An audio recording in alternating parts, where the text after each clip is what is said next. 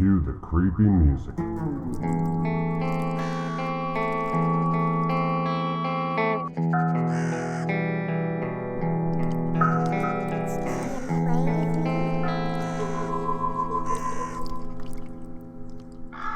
Hello and welcome to The Witching Hour, where a disturbed author tortures another disturbing author from Raventail Publishing about how they torture their readers. My name is Greg Stumbo, author of the Generation Z series, among others. My guest today is Carol Coney, author of Hallowed Earth. So, Carol, because Hello. we've got limited time, I need to cut to the chase. I need to get it right there. Tell me how the book ends. Tell me how it ends. Okay, well, it ends with a lost child, a lost friend, a magic broom, and a green man. What a killer ending. All right, that's it. I'm hooked now. I'm hooked. I love it. I love it. That's a lot of lost. I mean, this is a horror publisher, so it's not like you get rainbows and cookies and happily Nope. ever after. So that to me sounds like a perfect way to wrap things up. Well, now that we know that, I want to know, what's your favorite part of the book? Well, my favorite part of the book is a story within the story, and it's all about the character of Death. And Death is interesting the way that I put him across. He is sort of a highwayman. Think Dick Turpin. Oh, I love it. That's Death. That's a good way to tackle an iconic character like that. That's beautiful.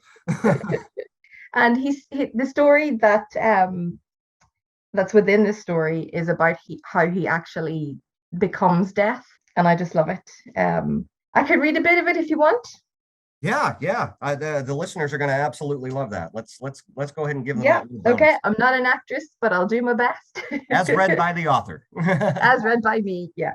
Okay. Every inch of the prince was cruelty made flesh. He beat servants and whipped animals. In a fit of petty viciousness, he destroyed loyal tenants' homes to make way for a hunting lodge.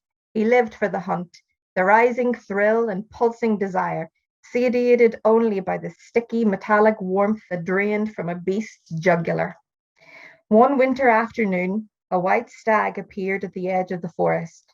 The prince flung the brimming flagon to the straw-strewn floor, armed himself, and shoved drunken men and semi-clad women out of his way. He mounted quickly, thrusting spurs deeply and whipping his horse to gallop after the stag. Hooves crunched over the frosted earth.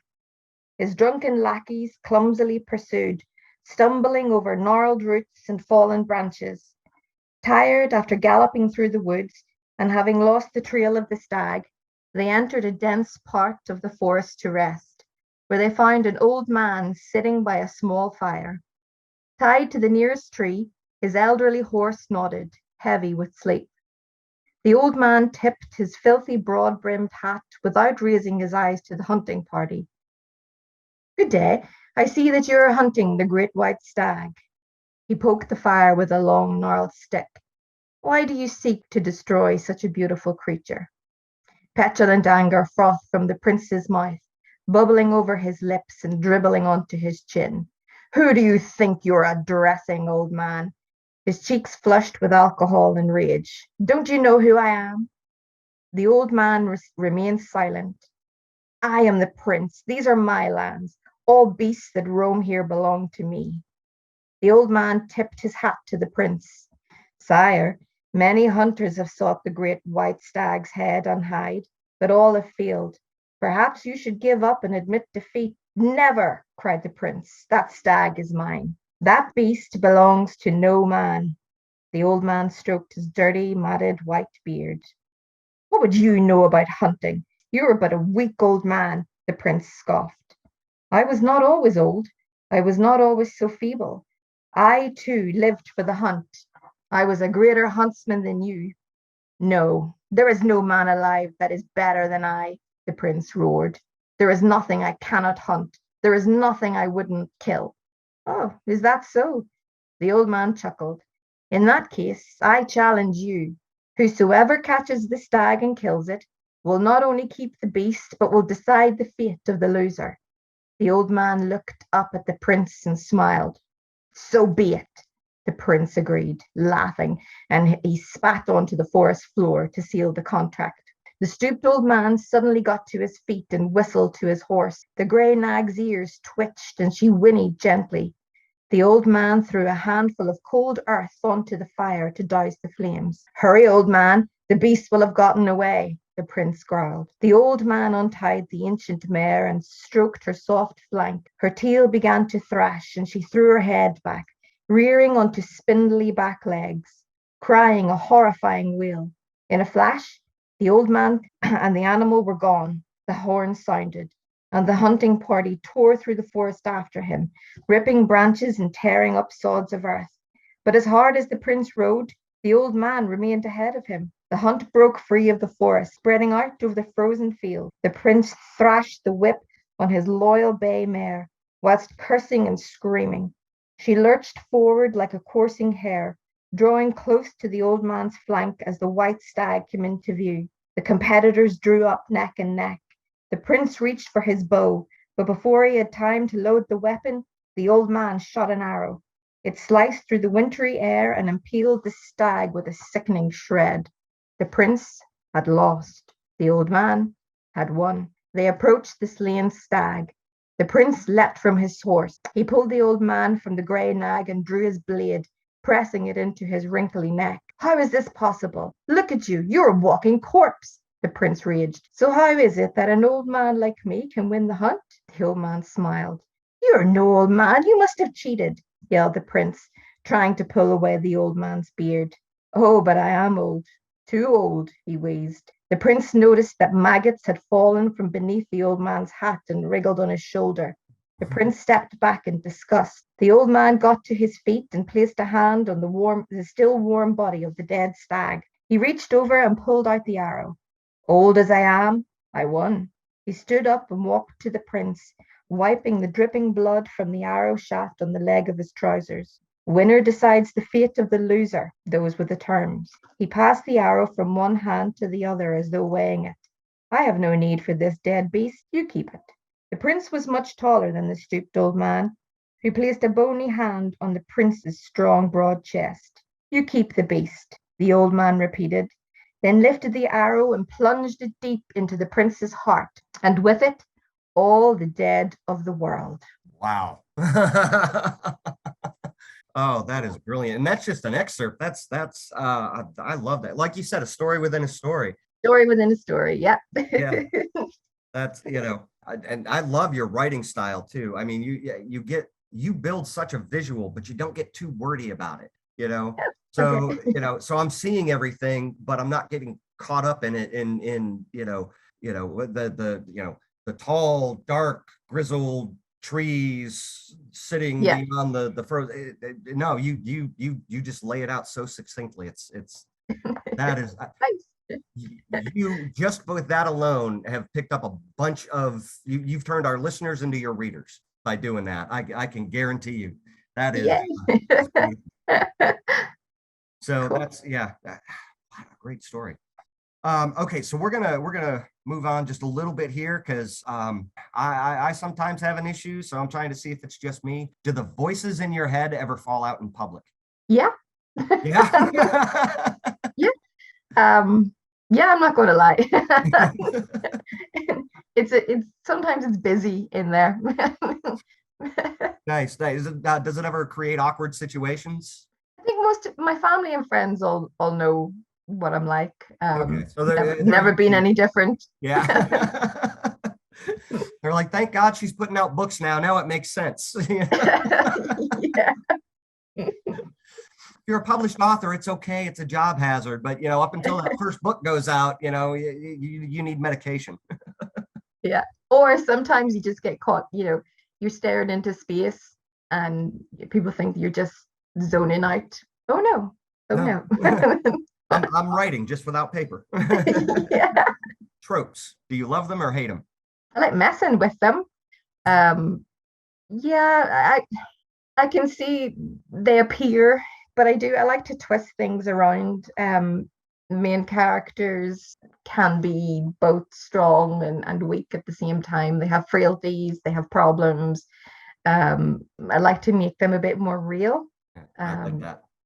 I like that. Even if it's sort of a fairy tale trope, say the princess or whatever that needs rescuing. I do like to flip it around. They can rescue themselves. There's no reason. That sort of thing. Yeah.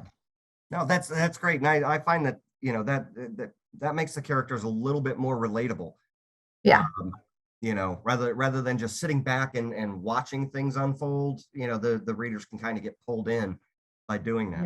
Yeah. So who or what is your biggest influence? Ooh, well, I think I would have to say a long time ago when I was a young teenager, okay, we'll say 10, 11, I was obsessed with point horror books. Okay. So R.L. Stine, all of that. And when I had gotten through all of that, I went straight to Dean Koontz. Oh, wow, what a jump. Yeah.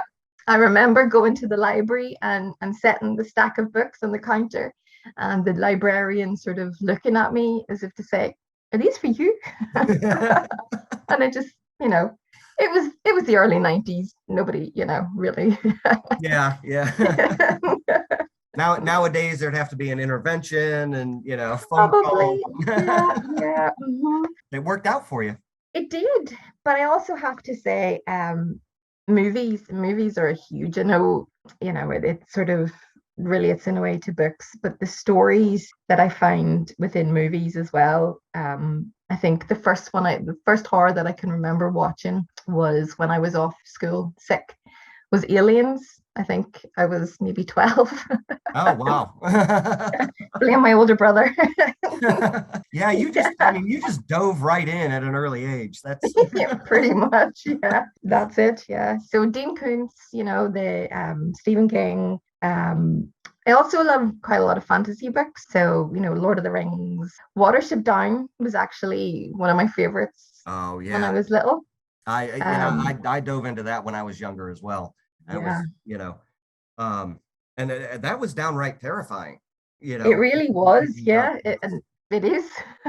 So, and I think what made it hit so hard was, they're talking about rabbits, but they were people. They and the things that they had to face. So yeah, and that gets deep down inside you. So that's a good influence to have. Yeah. So, yeah. Are you and the Moomins? Oh, what's that? The Moomins. Oh yeah, the Moomins. They're dark, sort of. Yeah, the darkness of that. Loved it as a kid. Loved it. So, are you a plotter or a pantser? I want to say I'm a plotter. I try. You try. I do try. Often my head sort of just gets carried away, and I do have to rein it in a bit. I'd say about 50-50. 50-50. Well, that's better than I can do. I have yet to work with an outline. I like to be entertained as I go along. So it's so the fact that you can even do it 50% to have a direction is that's amazing to me. I'm looking up at you like that's how a professional should do it. But then sometimes you'll have a really weird dream, and then that'll just throw everything askew. Okay, so are you an author or a writer? I think I want to say a writer, because I think it's a bit bigger than that. I think when you're a writer, everything comes into play. I'm really interested in writing screenplays. I've written articles before on weird things. So I think I would class myself more as a writer. Okay. You put this out. The listeners are going to want to know what kind of weird things. Well, I used to write for a magazine that's unfortunately no longer running. It was an Irish pagan magazine, and I wrote about sort of Irish goddesses, things of that nature. That's fantastic. Well, yeah. So I can look at your current book and kind of see those influences Yeah. running through there. So Yeah. that's just going to add another layer into it. So Yeah. all right, that's beautiful. Do you like to see good versus evil, or do you like things to be morally gray? Good versus evil. Well, I think in my book, in The Hollowed Earth, it starts off presented as that polarization, but as you read on, you realize things are quite grey. The demons that appear in it, well, they have sort of good qualities, if I can use that loosely. The humans are terrible most of the time. Yeah, that's true. So yeah, grey. All right. Well, I love it. And you know, most people try to see the world in that polarized way. And you know, but as you get the facts, you know, as you get deeper into the real situation, you find it's Yeah, you know that black and white is nothing but streaks of gray.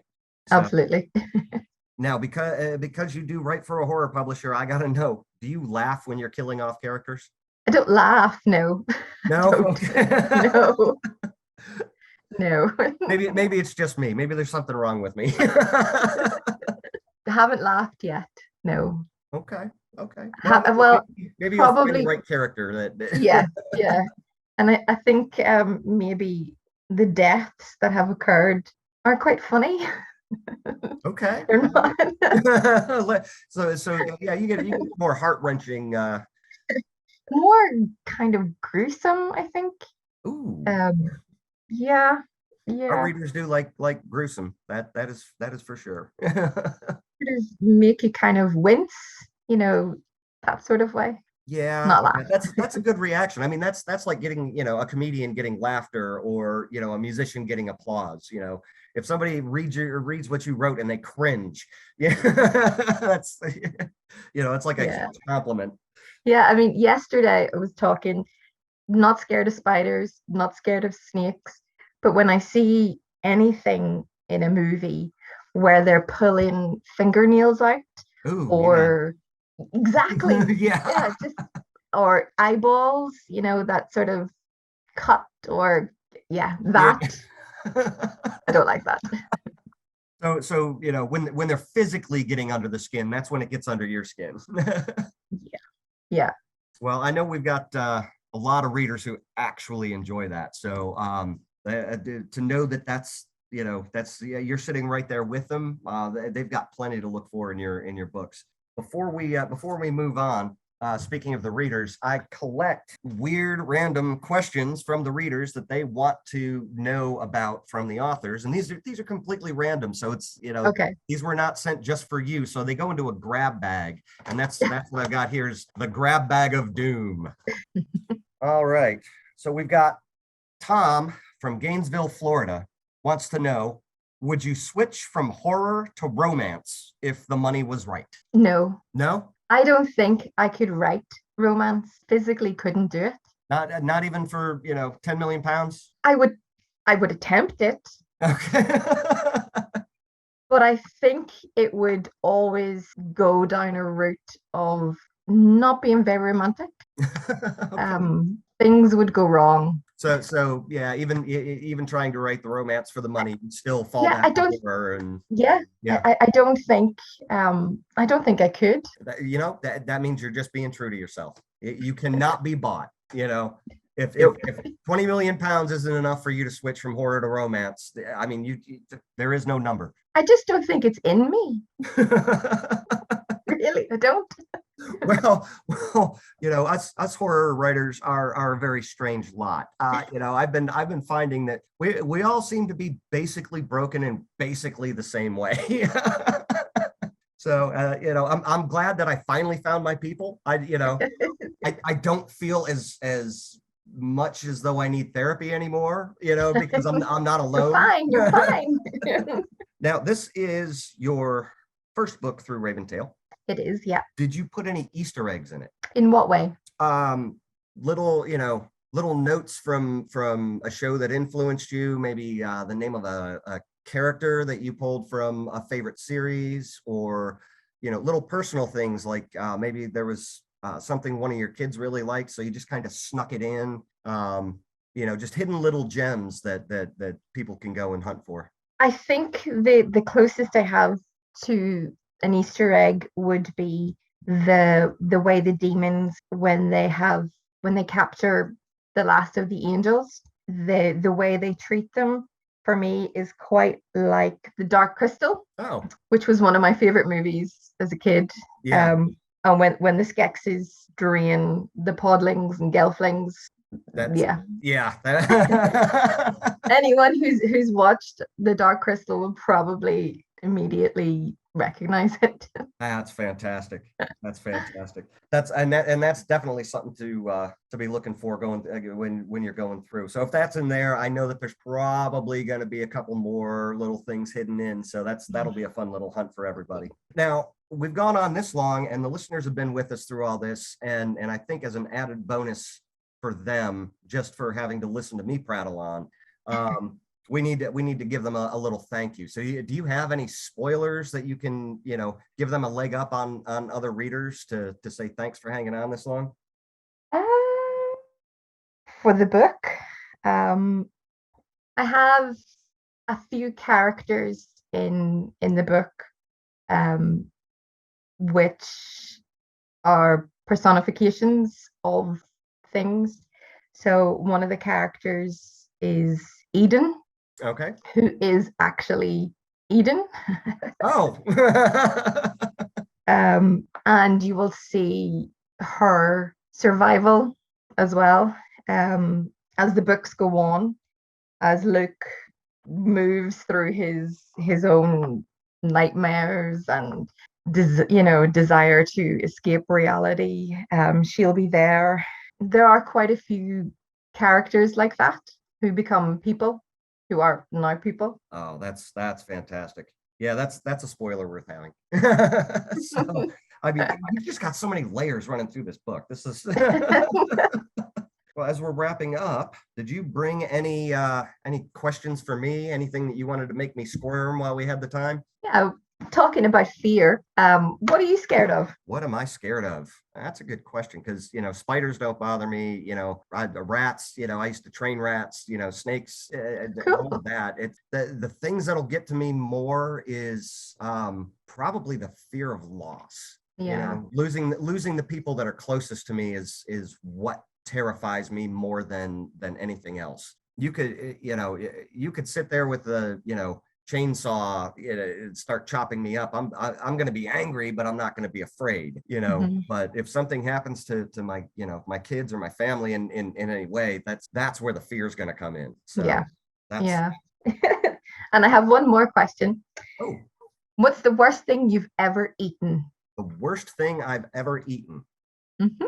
Oh my goodness. I would have to say that slimy thing in the swamp. There was when I was in the military, I didn't have any food with me, and I was just overly hungry, and I saw something wriggling, and I just kind of reached down and grabbed it and didn't think about it, and by the time it got down, into my gullet, it came right back up. So I'm not surprised. I'm pretty sure it was a type of slug, but oh no, could have been a small. I was exhausted, so I wasn't thinking straight, and that did actually clear my mind back up. Though I'm like, what were you thinking? That sounds gross. So, outside of that, I'd have to say probably McDonald's.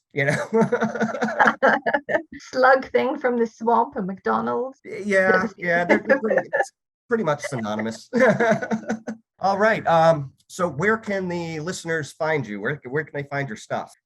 Well, I'm on Twitter. Just Carol Coney. I will have my website up pretty soon, so I'll maybe have some short stories and things up on there. Yes. And you'll find the address of it. I'll post it up on Twitter. Okay, fantastic. And your books are available on Amazon and through the Raventail website. You can just go to Amazon, type in Carol Coney, Coney, and she should pop right on up. And I think that's going to wrap up our show for today. So I want to thank Carol for spending the time to talk with me. And you're welcome. Thank you. Her works. This show has been produced by Trent Achey. We've had contributions from Karen Hall and Patrick Green. My name is Greg Stumbo. If you want to find my works, do the same thing. Just look up my name on Amazon. You can find me on Twitter at GenZBook. And we will catch you all next time when I torment another Raventail author just for your amusement. Have a great night, guys.